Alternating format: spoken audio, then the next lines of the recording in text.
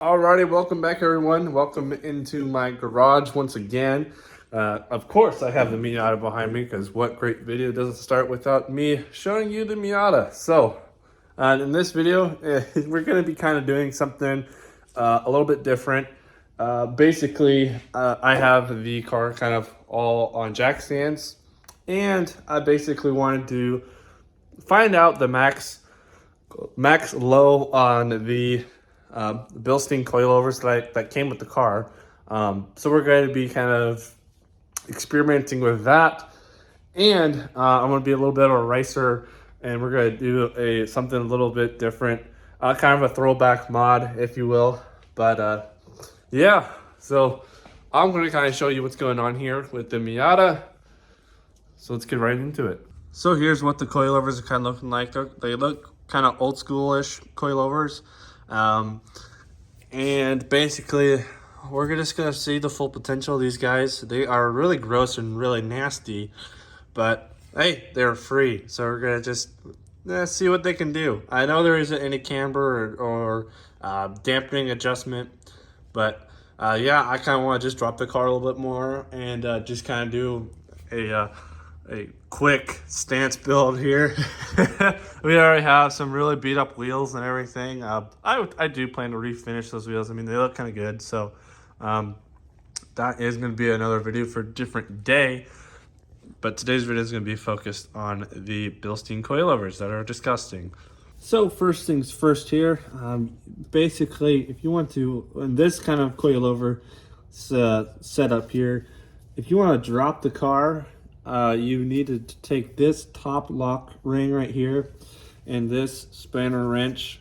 Coilovers will always come with a set of spanner wrenches. I don't have the original spanner wrenches for these coilovers, so I'll be using some Raceline ones. I mean, they do the job, they fit. And basically what you want to do is loosen this guy. All right, I already have. And then you're going to want to turn this lock collar to the left to drop the car. And what you want to do is, with this all the way up like that, you want to take your height, your current height right now, measure between. So let's say, for example, this is, I haven't measured it yet, but let's just say that it's at 2.8 inches or whatever. And let's say you want to drop your car at 2 inches, then you want to bring it down to 0.8 inches, and boom, you have your car will drop to 2 inches. So you want to loosen this guy up, and then this is going to be the collar that you move left or right depending on which way you want to go. And yeah, that's basically the quick guide to adjusting these, like the very simple ones. Of course, coilovers can get more complicated, but you know, of course, they'll, like a company like BC Racing, they'll have all those guides up on there for you, and of course you'll have more lock rings and whatnot as well. So, but this guy only has 2, so this is going to be a very simple adjustment. All right, so as I'm adjusting the coilovers on the Miata, I want to take a quick segment out of this video and kind of show you guys the Subaru here. If I make this the title of the video, you'll probably be wondering how the wheels got messed up, or I should say one of the wheels got extremely messed up. But long story short, basically I was going down this really narrow road, and this giant truck is wanting to turn in, and he turns in, and to avoid a head-on collision, unfortunately I had to hit a curb because the truck driver was an absolute idiot, and I don't even know why he thought turning on such a narrow road with a big truck would be a great idea. But anyways, here's the damage. So here it is. Here is a majority of the curb rash there, and it kind of just keeps going down. This is actually beyond repair. Like, you can't really fix this.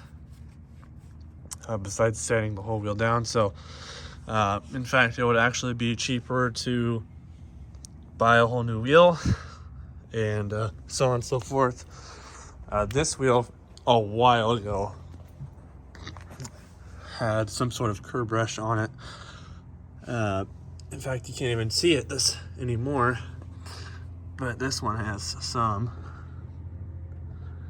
right there. You can barely see it, but even that was like, I know it'd be cheaper to just replace the wheels. So with that, we're either just gonna get the same matching wheels on here, at least for this corner here, because I know there's only 2 wheels that have damage on them, or we can change up the style of the wheels completely different style wheels. Or my third option here is I actually really like the 19-inch STI wheels. Those look awesome. I'd obviously run different center caps so they don't say STI, because this isn't an STI. I don't want to be that much of a poser, but yeah, I mean, so those are 3 options. And yeah, I think I'll let you guys kind of chat about it down in the comments below there, just to see what everyone else's thoughts are, because I'm curious too. I mean, I'm leaning towards a certain option.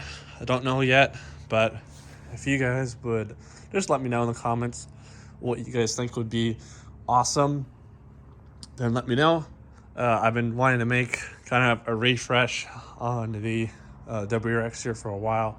I just didn't know what to really start with, but that's kind of a quick, brief STI, or excuse me, I wish it was an STI. Quick, brief WRX update for you there. It will be coming back here, but I just don't know when or what I'm going to do to reintroduce the car. This is the car that kind of started it all, honestly. So I owe a lot to this car. This car is way too much sentimental value to me. Of course, there is other cars on the channel that you may know of, but that's my baby. So just let me know what you guys think. And now let's get rock and rolling on the Miata.